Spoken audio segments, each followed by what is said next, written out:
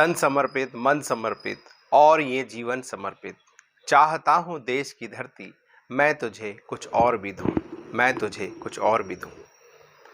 रामावतार त्यागी जी द्वारा रचित इन पंक्तियों के साथ आज का संदेश शुरू करना चाहूँगा। और सबसे पहले हैप्पी इंडिपेंडेंस डे। जी हाँ, स्वतंत्रता दिवस की ढेर सारी शुभकामनाएं। इंडिपेंडेंस यानी स्वतंत्रता मनुष्य के जीवन में बहुत महत्वपूर्ण है और बहुत बड़ा रोल अदा करती है, बहुत एक उसकी ज़िंदगी को नया आयाम देती है। Freedom of speech, freedom of choosing religion, freedom of doing his profession.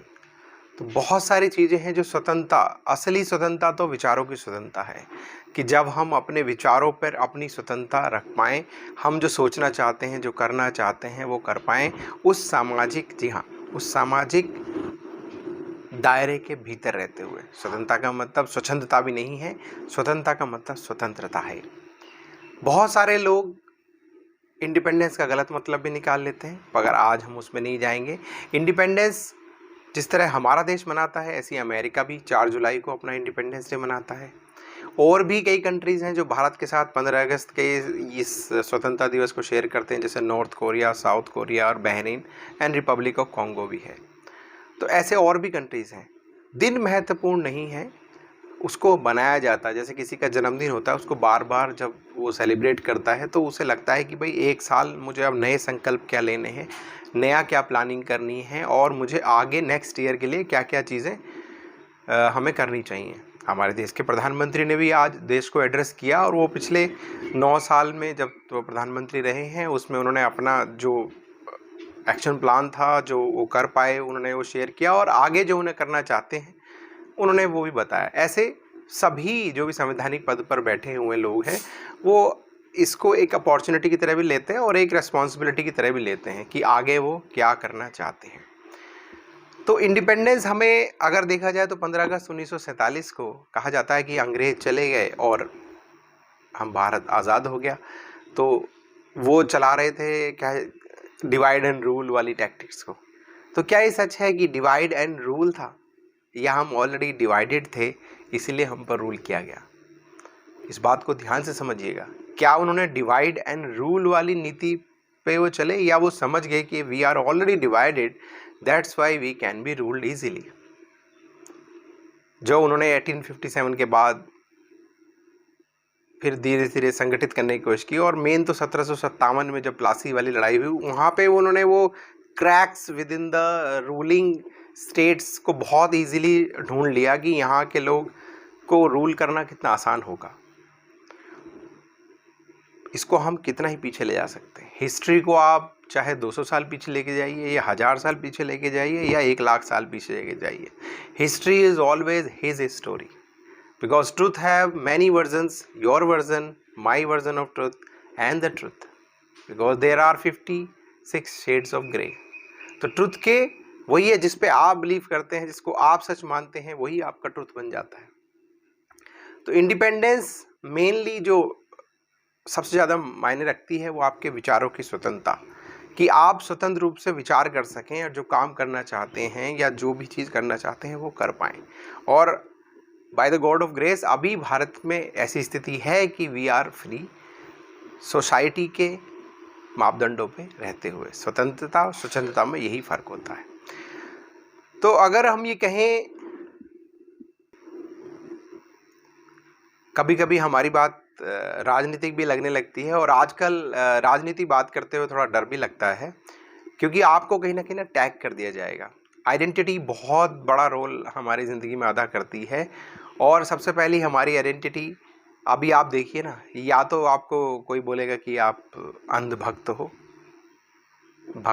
Bhajpa के भक्त हो, या आपको बोल दिया जाएगा आप ये हो, आप तड़ हो, या आपको कहा जा सकता है कि आप कांग्रेस के चमचे हो, या आपको कह सकते हैं कि आप, शब्द भी थोड़ा अजीब है, कि आप लेफ्टिस्ट के लिब्रांडूज हैं, आप लिबरल हैं, या फिर आंदोलन जीवी हैं। ऐसे बहुत सारे शब्द गढ़े जाते हैं हमें बताने के लिए, आपको टैग करने के लिए, आपको आइडेंटिफाई करने के लिए।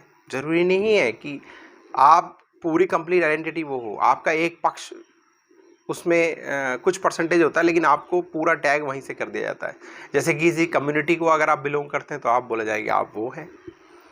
तो ये बहुत सटल है। आप हमेशा देखो क्लासिफिकेशन डिवीजन तो होगा ही। जैसे मैंने कहा कि we were already divided, that's why we have been ruled. Division तो सोसाइटी करेगी ही, कभी कास्ट बेस पे, कभी क्लास बेस पे, कभी आपके प्रोफेशन के बेस पे, कहीं ना कहीं डिवीजन तो होगा।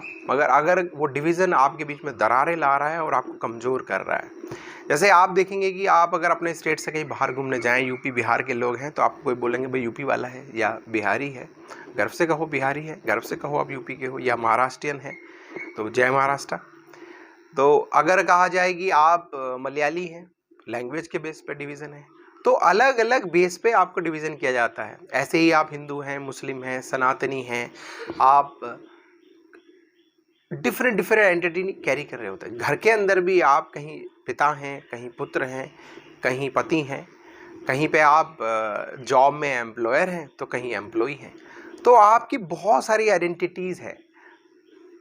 तो जब हम इंडिपेंडेंस डे मना रहे हैं एज ए कंट्री का, तो सबसे पहले एक बात ध्यान रखिए कि सबसे ज़्यादा जो महत्वपूर्ण है वो है आपकी आइडेंटिटी, जो पासपोर्ट पे आपकी लिखी जाती है।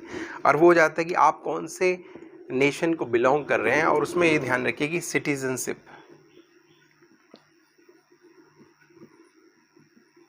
क्योंकि ऐसा ना हो कि इतनी सारी आइडेंटिटीज़ के बीच में आपकी जो मेन एक आइडेंटिटी है, देखा जाए आजकल के वर्ल्ड के ग्लोबल सिनेरियो में कि you are a Indian citizen, उस आइडेंटिटी को मजबूत रखना बहुत ज़रूरी है। और उसी एंगल से आप चीज़ों को समझ पा रहे हैं कि नहीं समझ पा रहे हैं, कि आपको जो चीज़ें बताई जा रही हैं, दिखाई जा रही हैं, जो शोकेस किया जा रहा है, क्या वो सच है।